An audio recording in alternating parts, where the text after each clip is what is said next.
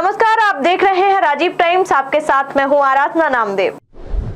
तो रुक करते अगली खबर की ओर, जहां केंद्रीय कृषि मंत्री शिवराज सिंह चौहान ने एयर इंडिया की उड़ान में खराब सीट मिलने पर नाराजगी जताई है। उन्होंने सोशल मीडिया प्लेटफॉर्म एक्स से बताया कि भोपाल से दिल्ली की फ्लाइट AI 436 में उन्हें सीट संख्या 8C आवंटित की गई थी, जो टूटी और धसी हुई थी, जिसे बैठना असुविधाजनक था। चौहान ने विमान कर्मियों से इस बारे में पूछताछ की तो उन्हें बताया गया कि प्रबंधन को पहले ही सूचित किया गया था कि यह सीट खराब है और इसका टिकट नहीं बेचना चाहिए।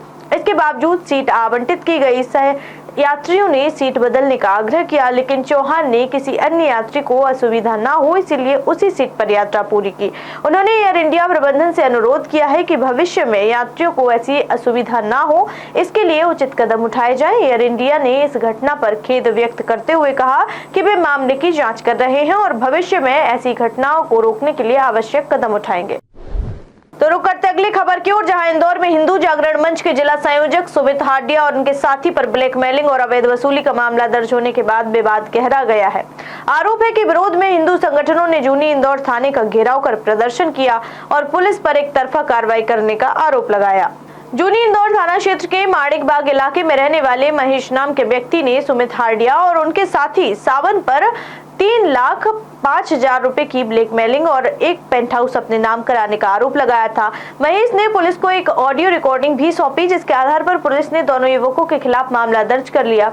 FIR दर्ज होने के बाद हिंदू जागरण मंच और अन्य संगठनों के कार्यकर्ताओं ने थाने का घेराव कर पुलिस पर गंभीर आरोप लगाए हैं।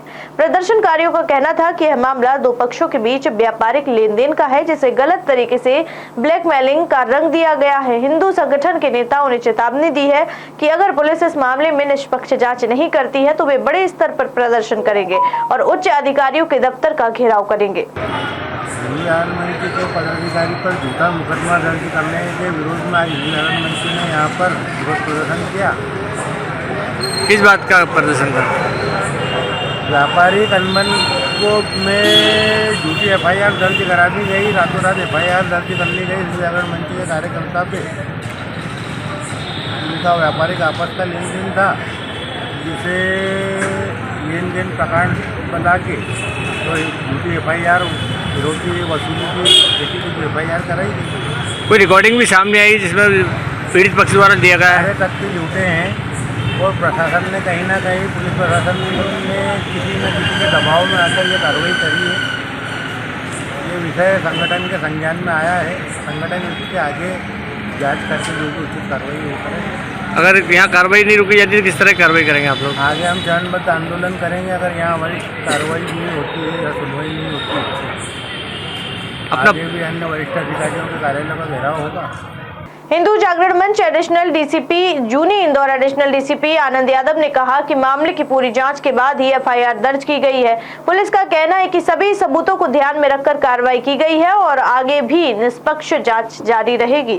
एक आवेदन पत्र प्राप्त हुआ था जिसमें जांच की गई। जांच के दौरान जो तथ्य आए उसके आधार पर एक FIR दर्ज की गई, जिसमें कि कुछ लोगों के द्वारा जबरन वसूली की शिकायत थी।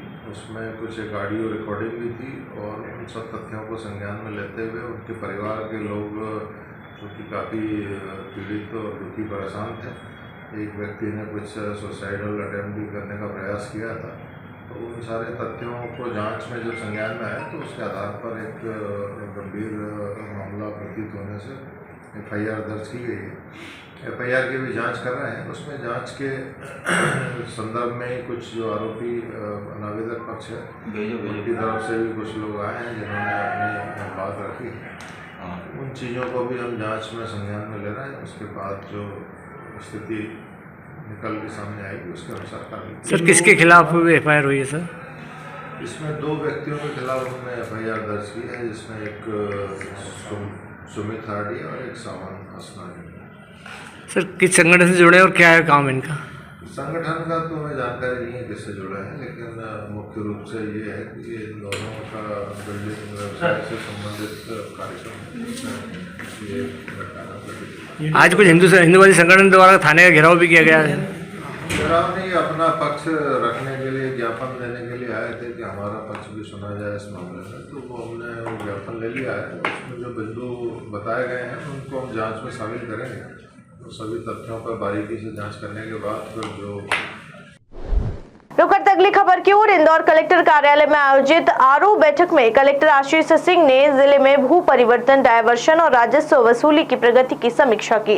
बैठक में तहसील स्तर पर किए गए कार्यों का आकलन किया गया और कई महत्वपूर्ण निर्देश जारी किए गए। कलेक्टर ने बताया कि शासन द्वारा निर्धारित लक्ष्य के अनुसार 16.77% तहसीलों द्वारा राजस्व वसूली की जा रही है। उन्होंने अधिकारियों को निर्देश दिए कि भू परिवर्तन और डायवर्शन मामलों का तय समय सीमा में निराकरण किया जाए, जिससे राजस्व में वृद्धि हो सके। बैठक के दौरान कलेक्टर ने बताया कि लापरवाही बरतने वाले 3 पटवारियों के खिलाफ कार्रवाई की जाएगी। ये पटवारी अपने क्षेत्र में राजस्व वसूली और भू मामलों के समाधान में लापरवाही बरत रहे थे, जिसके कारण उनके खिलाफ सख्त कदम उठाने का निर्णय लिया गया है। इस बैठक में आरओ, एडीएम, एसडीएम और तहसीलदार मौजूद रहे। अधिकारियों को निर्देश दिए गए कि मार्च और फरवरी माह में राजस्व बढ़ाने के लक्ष्य को पूरा किया जाए और लंबित मामलों को जल्द निपटारा किया जाए। इसके अलावा वसूली के संबंध में भी समीक्षा हुई है। अभी जो हमारा टारगेट है उससे हम लोग पीछे हैं। अभी 45 करोड़ की वसूली पूरे जिले भर में हुई है। जो राजस्व वसूली होती है खासतौर पर डायवर्शन की, उसमें तेजी लाने के निर्देश प्रदान किए गए हैं। जो बड़े बकायेदार हैं उनकी सूची बनाने को लेके, जो कॉलोनीज हैं या फिर गोडाउन्स बने हुए हैं, इस प्रकार के जो व्यावसायिक संरचनाएं बनी हुई हैं, उन सभी पे प्राथमिकता से काम किया जाए, इस संबंध में सभी को निर्देशित किया गया है। इसके साथ साथ जो कुछ कमियां पाई गई हैं फार्मर रजिस्ट्री में और वसूली में, और हमने एक जो यहाँ पर एक सुशासन संवाद कक्ष बनाया है, जिसमें हम लोग जितने भी प्रकरण हैं विगत 6 महीने में निराकरण किए गए हैं, नामांतरण, बंटवारे, सीमांकन आदि के, तो सभी आवेदकों से हम लोग फ़ोन करके उनसे जानकारी ले रहे हैं कि उनको सेवा प्राप्त करने में किस समस्या का सामना तो नहीं करना पड़ा, कितना समय लगा, अन्य किसी प्रकार की कोई परेशानी तो नहीं आई है। तो इसमें कुछ सीमांकन के संबंध में इस प्रकार की शिकायतें प्राप्त हुई हैं, जिसमें हम लोगों ने 2-3 लोगों को आइडेंटिफाई भी किया है और इन आधार पर आज 4 या 5 पटवारियों के खिलाफ हम लोग कार्रवाई भी करने वाले हैं। इसके साथ साथ सभी एसडीएम तहसीलदारों को निर्देशित किया गया है कि 100% प्रकरणों में जितने भी हमारे यहाँ निराकरण होंगे, नामांतरण, बंटवारे, सीमांकन आदि के, सभी में हम लोग आवेदकों से फ़ोन करके उनसे उनकी संतुष्टि का प्रतिशत और उनको जो सेवा प्राप्त हुई है उसमें क्या क्वालिटी रही, किसी तरीके की समस्या तो नहीं आई है, ये बहुत विस्तार से पूछा जाएगा। इसीलिए और अधिक चौकन्ना होके हमको काम करने की आवश्यकता है। तो रुक करते अगली खबर की ओर, जहां इंदौर कलेक्टर आशीष सिंह के निर्देशानुसार शहर को बाल श्रमिक मुक्त और भिक्षुक मुक्त बनाने के लिए लगातार अभियान चलाया जा रहा है। इसी कड़ी में श्रम विभाग और महिला एवं बाल विकास विभाग की संयुक्त कार्रवाई में 2 कैफे से 14 से 17 वर्ष के बाल श्रमिकों को मुक्त कराया गया है। इंदौर कलेक्टर आशीष सिंह के निर्देशानुसार शहर को बाल श्रमिक और भिक्षुक मुक्त बनाने के लिए अभियान तेज कर दिया गया है। इसी क्रम में श्रम विभाग और महिला एवं बाल विकास विभाग की संयुक्त कार्रवाई में 2 कैफे से 14 से 17 वर्ष के किशोर श्रमिकों को मुक्त कराया गया। कलेक्टर आशीष सिंह ने बताया कि अभियान लगातार जारी रहेगा ताकि बच्चों को शिक्षा से जोड़ा जा सके, उन्हें बेहतर भविष्य मिल सके। इस कार्रवाई में श्रम निरीक्षक श्रेया झा, महिला एवं बाल विकास विभाग के आशीष गोस्वामी और विशेष पुलिस इकाई की टीम शामिल रही। राजीव गांधी चौराहा स्थित साईराम प्लाजा के ओटीटी कैफे और हरमन कैफे से बाल श्रमिकों को छुड़ाया गया, जहां वे काम करने के लिए मजबूर थे। बाल श्रमिकों को लेके लगातार हम लोग कार्रवाई कर रहे हैं और एक तरीके से जो भिक्षुक मुक्त बनाने का इंदौर का जो हमारा प्रयास है, उसी का ये एक तरीके से विस्तारित अंग है, जिसके तहत हम लोगों ने कुछ फैसिलिटीज से बच्चों को रेस्क्यू कराया है और उनको अब शिक्षा से जोड़ने की कार्रवाई आगे की जाएगी। तो रुक करते अगली खबर की ओर, जहां इंदौर में बिना परमिट संचालित स्कूली वाहनों के खिलाफ सख्त कार्रवाई की जा रही है। कलेक्टर आशीष सिंह के निर्देश पर क्षेत्रीय परिवहन कार्यालय के विशेष चेकिंग अभियान चलाया गया, जिसमें 3 बसों को बिना परमिट और फिटनेस के पाए जाने पर जब्त किया गया। आपको बता दें, जयसंस अकेडमी की इन बसों के संचालकों पर मोटरयान अधिनियम के तहत 1,50,000 रुपए का जुर्माना लगाया गया। प्रशासन ने स्कूल और वाहन संचालकों को सख्त हिदायत दी है कि वे सुप्रीम कोर्ट की गाइडलाइन गाइडलाइंस का पालन करें और सभी दस्तावेज दुरुस्त रखें। साथ ही बच्चों और अभिभावकों से ड्राइवरों और परिचालकों के व्यवहार को लेकर फीडबैक भी लिया जा रहा है। अभियान को आगे भी जारी रखने की योजना है ताकि छात्रों की सुरक्षा सुनिश्चित की जा सके। बसों पे चाहे वो स्कूली बसेज हों या फिर अनावश्यक गलत जगह पर खड़ी करने वाली जो बसेज हैं, उन सभी पे हमारी कार्रवाई चल रही है। ट्रैफिक की सुधार के लिए ये कार्रवाई आगे भी चल।